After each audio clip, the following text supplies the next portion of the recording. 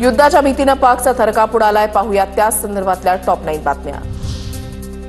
दिवसभरात 104 पाकिस्तानी नागरिक भारतातून परतले। पाकिस्तानी नागरिकांनी भारतातून परतण्याचा अल्टिमेटम संपला। अटारी सीमेवरून आतापर्यंत 780 पाकिस्तानमध्ये परतले।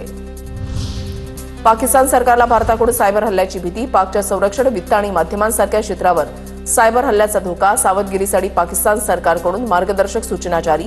पाकिस्तानकडूनही भारतावर सायबर हल्ल्याचा प्रयत्न। अणुबॉम्बचा लढाईमध्ये वापर दोन्ही देशासाठी योग्य नाही, माझा यावर ठाम विश्वास।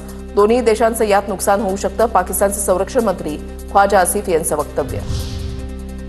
पहलगाममधील हल्ला पाकचा लष्कर प्रमुख असीम मुनीरच्या आदेशावरून कार्यकाळ वाढवून घेण्यासाठी मुनीरनं भारताविरुद्ध तणाव निर्माण केला। ज्येष्ठ पाकिस्तानी पत्रकार आदिल राजा यांचा मोठा दावा। भारतीय टोलनाक्यांवरून भारतीय लष्कराची माहिती मिळवण्यासाठी आयएसआयचा प्रयत्न। भारतातील टोलनाक्यांवर फोन करून घेतली जाते लष्कराची माहिती। लष्कराची किती वाहनं टोलनाक्यावरून गेली याची विचारपूस।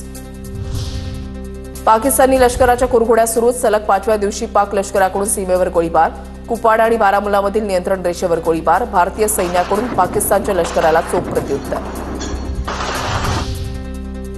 सिंधू पाणी करार रद्द झाल्यानंतर पाकिस्तानमध्ये मोठ्या हालचाली। उपपंतप्रधान परराष्ट्रमंत्री मोहम्मद इशाकदारच्या उपस्थितीमध्ये बैठक। सिंधूचं पाणी 240 दशलक्ष पाकिस्तानींसाठी जीवनरेखा असल्याचा बैठकीमध्ये सूर। पाकिस्तानचा हवाई क्षेत्र उद्यापर्यंत बंद राहणार। पाकिस्तानी वायुसेना अभ्यास करणार असल्याचा निर्णय। इतर देशातील विमानांना पाक हवाई क्षेत्रातून जाता येणार नाही। पाकिस्तानला शस्त्र पुरवल्याचे दावे तुर्की सरकारनं फेटाळले। इंधन भरण्याच्या उद्देशानंच विमान पाकिस्तानमध्ये उतरलं। इंधन भरल्यानंतर विमान त्याच्या नियोजित मार्गाने जाणार। कोणत्याही अनधिकृत अहवालांवर विश्वास न ठेवण्याचं तुर्कीचं आवाहन।